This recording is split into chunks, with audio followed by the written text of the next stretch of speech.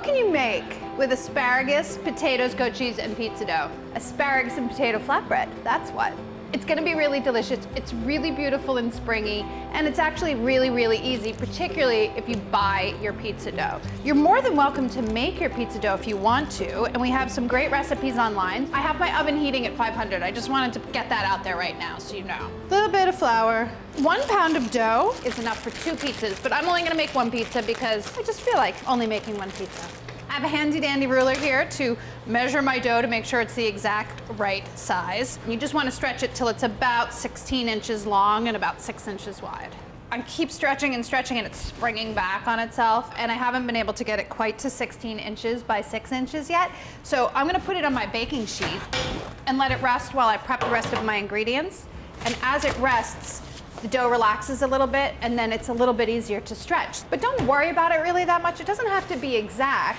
Those are just guidelines for about how big you want it. I mean, it needs to fit on your baking sheet, so it shouldn't be bigger than 17 inches.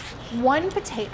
You can use Yukon Gold or just a regular white potato. I don't recommend russet potatoes. They're a little starchy for this. And then you just want to slice it really, really thin. So I'm slicing this with a super duper sharp knife. If you have a mandolin, a very useful tool, but not everybody has one, these are great for slicing things really thin. To cook, toss the potatoes with a little bit of olive oil, 2 teaspoons, not a lot. You want to kill yourselves this early in the year. I'm just kidding. Olive oil doesn't kill you, it's delicious and it's good for you. Just gonna add a little bit of extra oil to the pan because I have to brush my dough. Maybe it has relaxed enough to stretch a little bit more. Yeah, a little bit. It's pretty springy though. It's better though. Yeah, that's good. Brush. Brush with oil very lightly.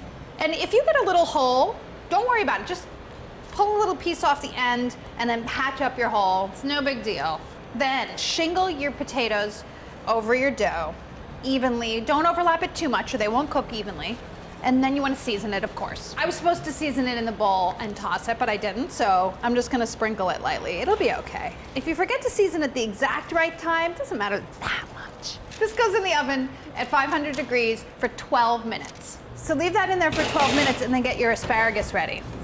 I have a half a bunch of asparagus. These are really big ones, which is kind of great for what I'm about to do. It makes it easier. I'm gonna shave the asparagus. And it's not hard, and all you need is one of these Y-shaped peelers. Hold your asparagus on your board and then just peel down the length. I did trim off the bottoms just because they're tough. So you'll see why it's easier to do this with thick asparagus. Tiny little asparagus will get lost almost immediately. Eventually you are gonna get to a point in the asparagus where you can't shave anymore, and then that's okay. It'll be a little bit thicker than the rest of the pieces. I'm done. It's all shaved. It's a big, huge pile, but it'll cook down. I'm gonna go get the pizza, otherwise known as a flatbread. Look what I have. It's already looking beautiful. This has to get tossed with olive oil also. Salt. This time I'm not gonna forget. Seasoning it before I put it on. And then just throw it on top. This goes back in the oven for 5 minutes, but reduce the temp to 450. One last thing, the goat cheese. 2 ounces of goat cheese. You notice how we always say crumble the goat cheese? Goat cheese is actually really too soft to crumble. Why do we say that?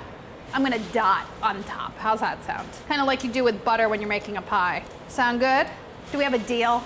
2 ounces of goat cheese per flatbread, so 4 ounces for 2. You know, you can do math. Back in the oven for 3 minutes, just until the goat cheese melts. What do you think? Slide it right out onto a board to cut. You can eat this right away. Doesn't it look good? It's so springy and delicious and fresh, and really, it's like 4 ingredients plus olive oil, salt, and pepper. It could not be easier. Give it a try. Let me know what you think, but only if you like it. So just compliments, please.